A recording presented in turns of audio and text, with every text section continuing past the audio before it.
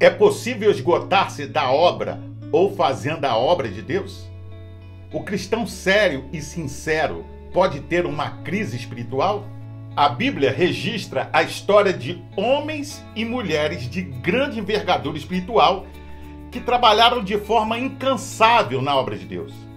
Mas mesmo aqueles que foram gigantes na fé tiveram momentos de dúvidas, questionamentos, e muitos experimentaram cansaço e esgotamento. Talvez o exemplo mais emblemático seja do profeta Elias. Quero tratar sobre o esgotamento espiritual, suas causas, assunto extremamente importante e delicado, mas infelizmente negligenciado por muitos, que pode acontecer tanto a líderes quanto a liderados.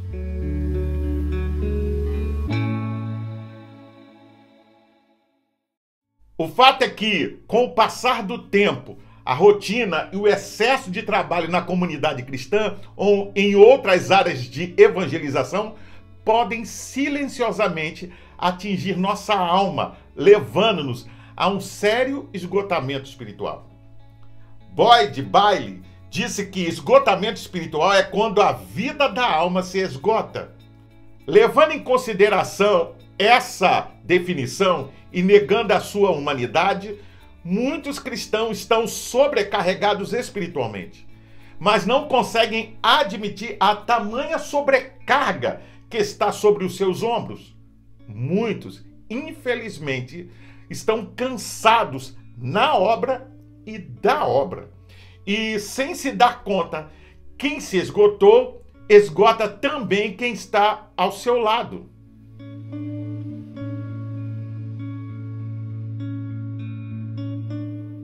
Durante o ministério, tenho constatado, ao observar o trabalho cristão realizado por diversas igrejas e instituições eclesiásticas, que alguns colegas de ministério e líderes e irmãos em Cristo estão extremamente esgotados.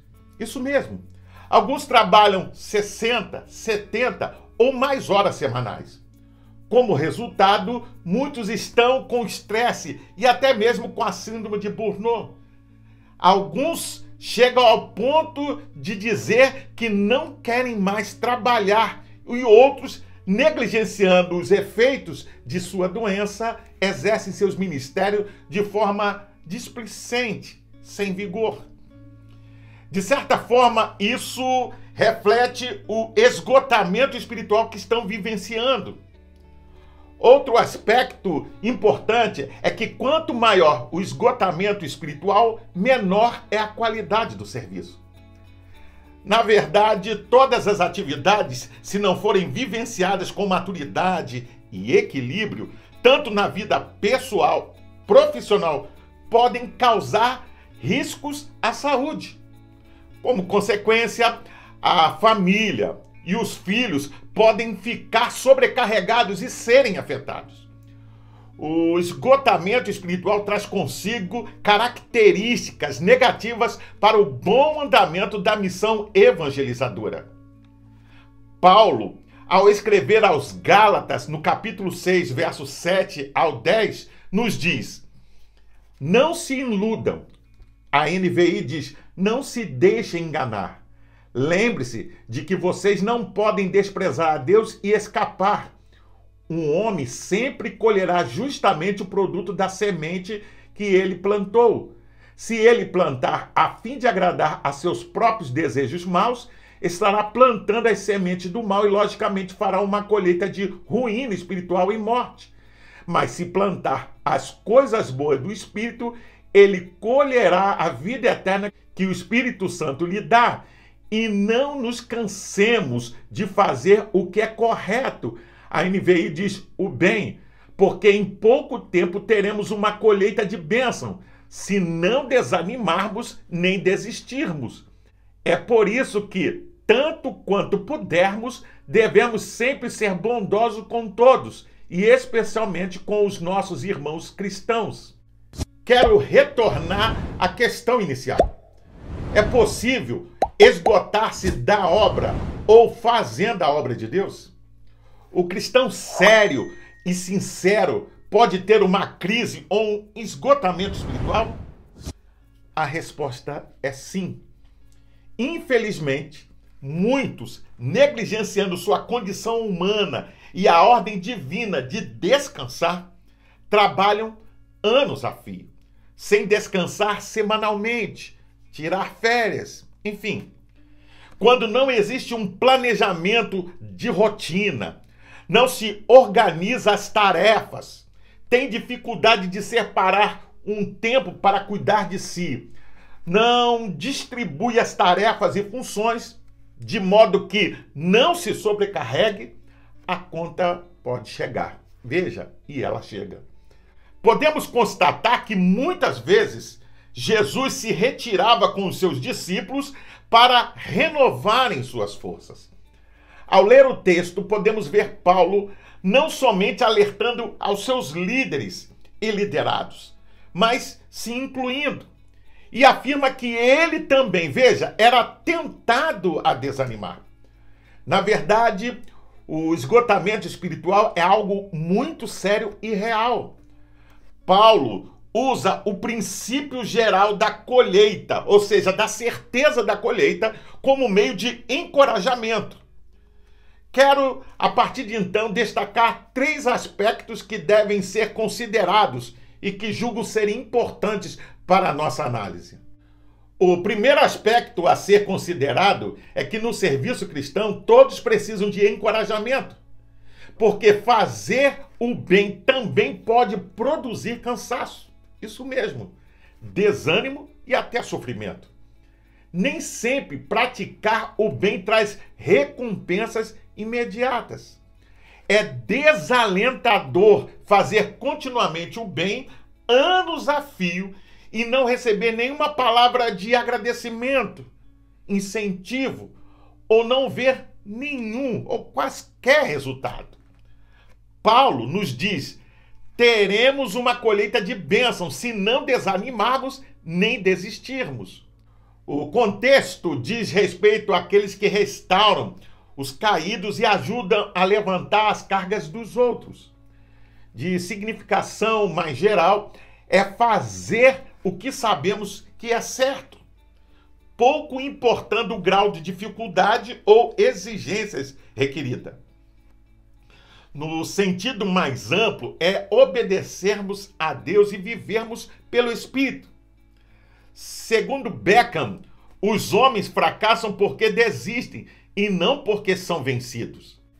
Entre tantos sofrimentos e decepções que Paulo teve que enfrentar, listamos alguns. Ele teve que descer de um cesto. Ele foi expulso de Antioquia. Foi apedrejado. Foi açoitado, preso e amarrado com os pés em um tronco. Foi perseguido pelos judeus de Tessalônica.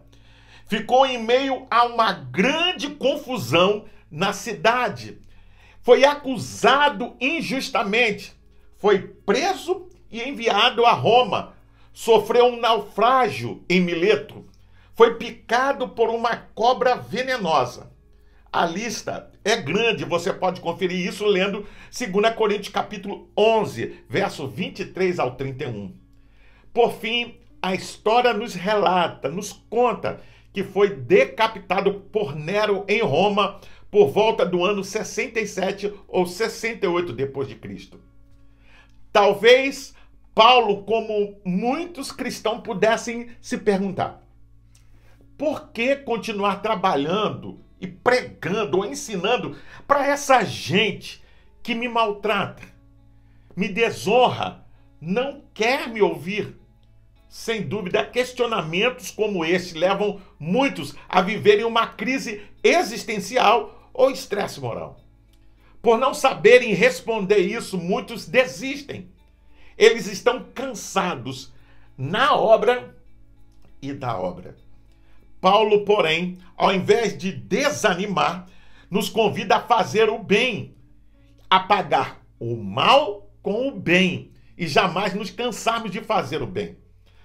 Paulo nos instrui a ajudar ao nosso próximo, praticar boas ações e exercer generosidade.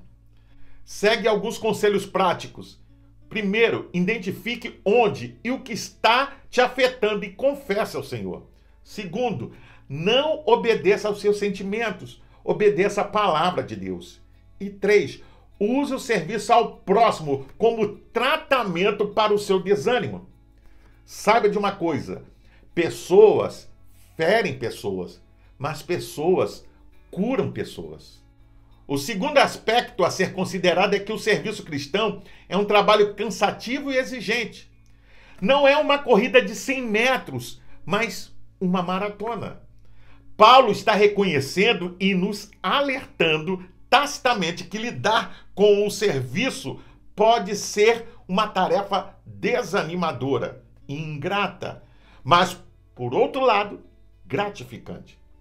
Ele está incentivando aos irmãos a não perderem o ânimo por causa das atitudes orgulhosas ou desagradáveis daqueles a quem eles estão tentando ajudar, que estão servindo. Como líder sábio, Paulo escreve: e vós, irmãos, não vos canseis de fazer o bem. Cansar-se aqui significa perder a coragem, enfraquecer, afrouxar, desanimar, esmorecer, desfalecer, esgotar-se ou fatigar-se. Por mais que o sentimento de cansaço, veja, seja algo bem generalizado, a fadiga pode ter ou pode ser dividida em diversos tipos, segundo alguns especialistas, em especial por conta das suas causas. Vejamos os principais tipos de fadiga. Primeiro, a fadiga muscular ou a física. A fadiga muscular é aquele cansaço físico extremo, geralmente presente após exercícios físicos. Porém, ele também pode aparecer em momentos não propícios, como ao acordar. Fadiga muscular periférica, por exemplo, é caracterizada por uma sensação de falta de energia abrangente. Você se sente assim? Segundo, é a fadiga mental. Sensações como dificuldade na concentração, irritabilidade e dores de cabeça soam familiar para você? Pois é. Todos esses são sintomas da fadiga mental. Sinal de que o cérebro andou trabalhando demais e está se sentindo cansado. Em outras circunstâncias, também pode indicar, veja, que algo está errado, principalmente no que tange ao estilo de vida e à situação emocional.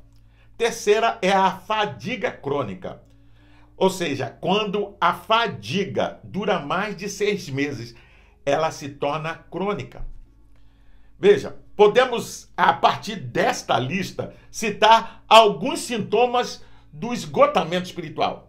Primeiro é o cansaço e o desânimo na relação com o povo de Deus e a sua igreja. Segundo, é a falta de comunhão e isolamento. Terceiro, interrupção do progresso espiritual. Quarto, enfraquecimento da fé. 5, síndrome de perseguição. E o sexto, o espírito crítico exagerado.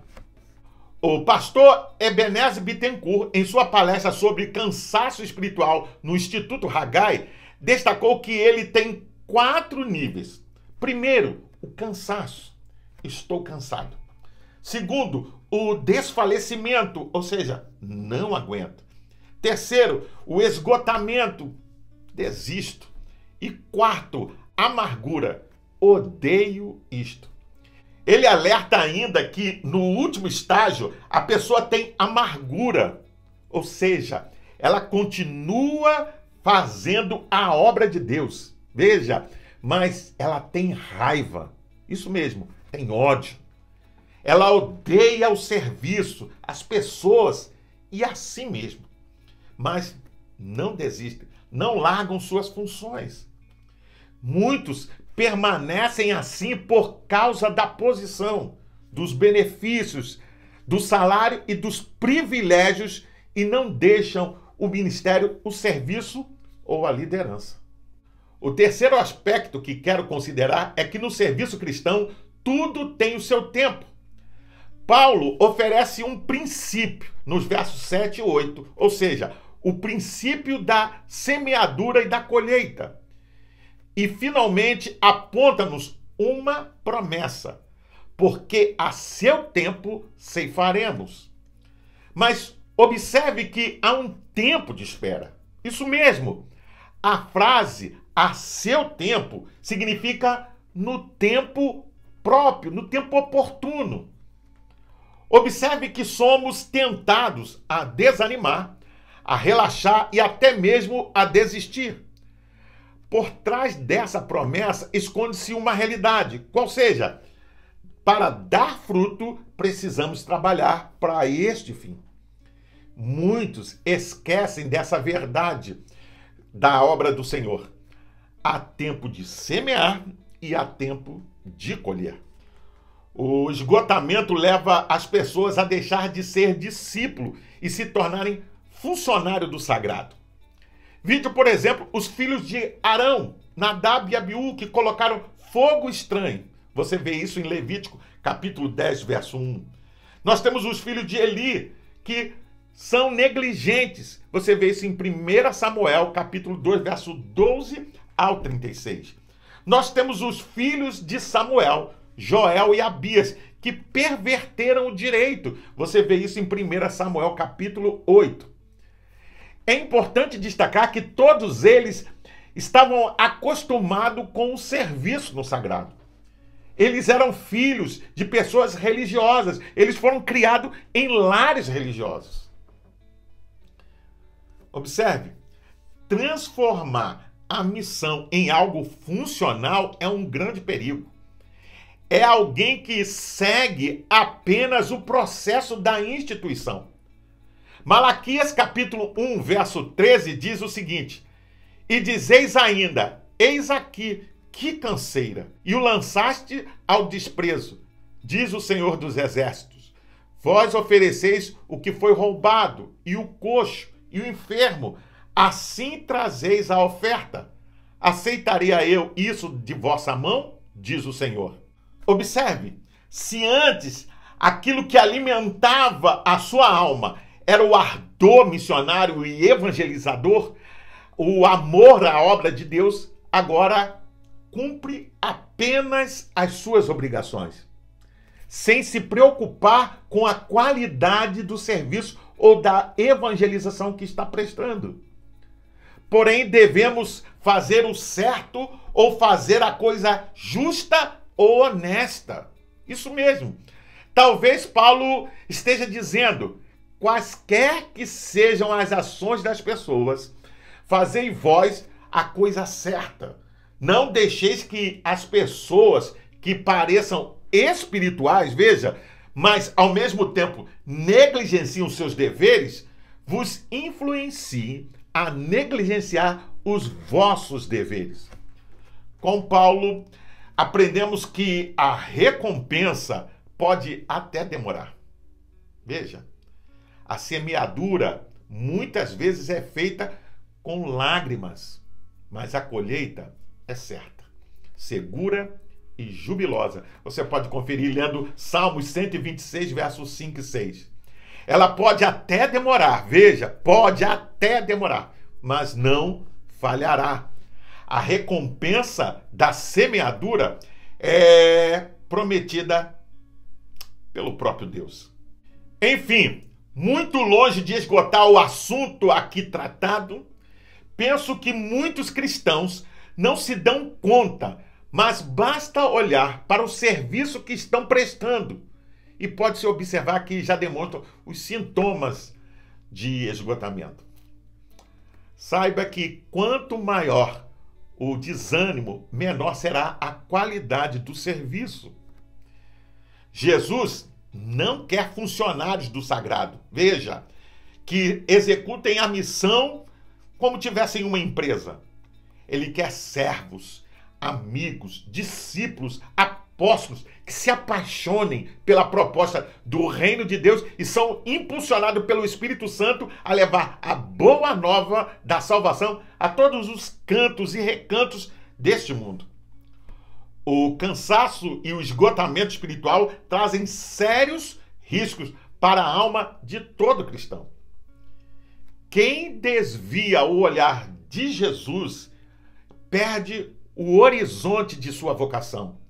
Somente no cultivo de uma intimidade profunda e diária com o Senhor voltaremos às origens do nosso primeiro amor. Um discípulo apaixonado é aquele que examina a sua consciência e procura a cada manhã, veja, renovar seu amor pelo Senhor. Quanto maior for nossa intimidade com Cristo, melhor será a qualidade do nosso serviço e ministério. Paulo desafiou aos Gálatas e nos desafia até hoje a seguir fazendo o bem e a confiar a Deus os resultados. Não desanime, pois temos uma promessa e uma recompensa e a seu tempo colheremos as bênçãos que Deus tem para a nossa vida. Se você gostou desse conteúdo, inscreva-se no canal. É fácil, é rápido, é só clicar aqui embaixo. Dá um gostei, faça um comentário sobre essa reflexão e deixe a sua opinião, pois toda vez que uma pessoa faz isso, o YouTube entende, ele compreende que esse assunto é relevante para mais pessoas. E não deixe de acionar o sininho para receber futuras notificações, porque semana que vem tem mais. E compartilhe com seus contatos nas suas redes sociais para que mais e mais pessoas tenham acesso ao conteúdo desta reflexão. Você também pode ouvi-la acessando o seu podcast preferido. Até o próximo encontro. Nos vemos em breve. Fique na paz. Deus te abençoe.